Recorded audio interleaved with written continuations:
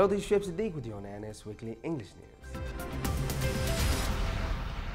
Dozens of supporters of Party Al-Wafa wal-Islah in the Palestinian territories on last Monday and called on by the party to the Burmese Myanmar embassy against the massacres perpetrated by the authorities there against the minority Rohingya Muslims in the country and raised banners in Arabic and English in the demonstration denouncing the massacres committed by the Myanmar regime against the Muslims. And among slogans raised in the demonstration says, "Stop ethnic cleansing against Muslims in Myanmar and stop this silent massacre in Arakan province and stop killing of Muslims in Myanmar and others."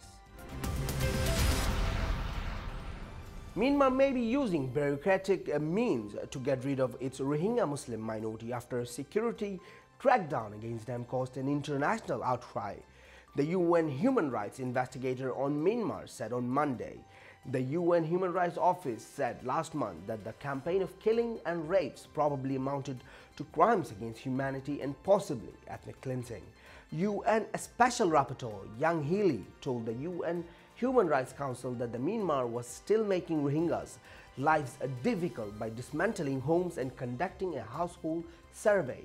Conducting a household survey where those absent may be struck off the list that could be the only legal proof of their status in Myanmar indicates that the government may be trying to expel the Rohingya population from the country altogether. "I sincerely hope that that is not the case," she said.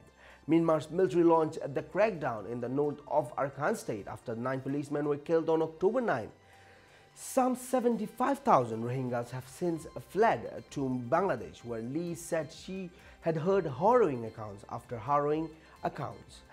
"I heard allegations after allegations of harrowing events like these: slitting of throats, indiscriminate shooting, setting alight houses with people tied up inside and throwing very young children into fire, as well as gang rapes and other sexual violences," she told the council. Lee visited Myanmar twice in the past year, including Arakan state, but she was blocked at the last minute from Kachin state, another area of ethnic violence. "I must confess that there were times that I had seriously questioned the nature of the cooperation," she said. Myanmar's ambassador Tin Lin called the allegation of crimes against humanity unverified and one-sided. He said security operations in Arakan had stopped and the curfew was erased earlier this month. "The situation in Arakan state is very complicated in nature, thus requires complicated answer. It also requires greater understanding by international community," he said. The permanent representative of Qatar to the United Nations office and other international organizations in Geneva, Ali Khalfan Al-Mansouri, expressed his country's deep concern about the deterioration of the minority Rohingya Muslims and situation in Myanmar. This came in a speech delivered by the Qatar's Al-Mansouri in front of the interactive dialogue with the High Commissioner for Human Rights on its annual 34th session of Human Rights Council on Thursday. Al-Mansouri, on behalf of his country, called on to stop all forms of discrimination and attacks against Rohingya and acts urgently to address the massive human tragedy in which they live in and work to reach a fundamental solution to their problems through a comprehensive peace settlement and genuine dialogue. They can enjoy all their rights and live in dignity and equality with their compatriots in a safe environment and national unity, he said. Mass demonstration took place in the city of Mongdo and Ekap in Arakan state of Myanmar to protest at the government's orientation to force Rohingya people upon receiving temporary identity cards known as NVC, National Verification Card. Arakan news agency correspondent reported that the demonstration led by Rakhine monks, those chanted slogan denouncing and rejecting the government's decision of distributing temporary identity cards, which many members of Rohingya minority refused to accept it because it will declare them under naturalized citizen rather than an authentic indigenous race of Myanmar.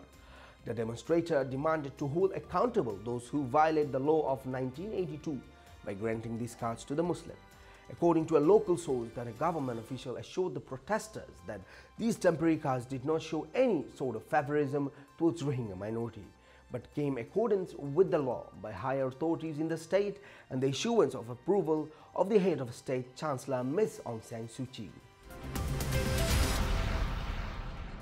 The International Conference on Rohingyas ICR 2017 rolled out smoothly as planned at the Putrajaya Marriott, featuring prominent speakers such as Organization of Islamic Cooperation Special Envoy to Myanmar Tan Sri Saeed Hamid Albar Saeed Jafar, Burmese Rohingya Organization UK President and human rights activist Tunkin, Kaladan Preston Network Myanmar Executive Director Tin Su, UN High Commissioner for Refugees, a representative in Malaysia Richard J. Tule, and International Union of Muslim Scholars Assistant Secretary General Abdul Ghaffar Aziz. The three-day conference, jointly organized by the Institute of Public Security of Malaysia, Amal Foundation of Malaysia, and International Federation of Relief and Development, and the International Union of Muslim Scholars, attract the participation of 180 strong delegates across ASEAN and Muslim countries. Prime Minister Datuk Seri Najib Razak is expected to grace the closing ceremony on 16 March 2017. Rohingya organization held a seminar on tragedy of Rohingya Muslims on Monday entitled as Persecution of Rohingya Muslims in Myanmar and Crimes Against Humanity in 34th regular session of Human Rights Council in Geneva, Switzerland. The organization included the Arakan Rohingya Union, the Global Rohingya Center, and European Rohingya Council. The seminar was moderated by Abu Dar Al-Mana, the official of Maraj Foundation of Peace and Development. At the beginning of the seminar, Amy Smith, Executive Director of Fortify Rights, spoke of her observation in Arakan and the Rohingya refugee camps, saying the campaign against them was coordinated with increased violence. In December 2016, Smith stated that she had documented Rohingya abuses and interviews refugees in Bangladesh and concluded that the army had raped Rohingya women, burned people alive, burned entire villages, and prevented doctors and relief teams to reach Rohingya victims. Smith called for a fact-finding commission to be set up, stressing that the Rohingya are in desperate need. Arakan Rohingya Union Director General Dr. Waqaruddin stressed that Myanmar's repressive policies against the Rohingya people led to poor humanitarian conditions and said that the government forced Rohingya to accept NVC cards to grant them non-indigenous citizenship. For his part, President of Global Rohingya Center Muhammad Alam said Myanmar to stop the humanitarian violations against Rohingya and to formation of a committee to find facts in this crisis. Also called on the media to intensify attention to this cause. Dr. La Chaw, representative of ERC, European Rohingya Council, spoke of the humanitarian crisis faced by the Rohingya since October 2016. He pointed out that the Myanmar government has set up commissions that are flawed and unfair. In spite of the shocking reports from the Special Rapporteur Ms. Yang Healy, they expressed their willingness to spread the issue and urged officials to take all necessary measures to restore the Rohingya rights. A documentary about the tragedy of Rohingya Muslims produced by the Arakan News Agency was also presented during the seminar. Thank you for watching this show. Hope to see you very soon with more news.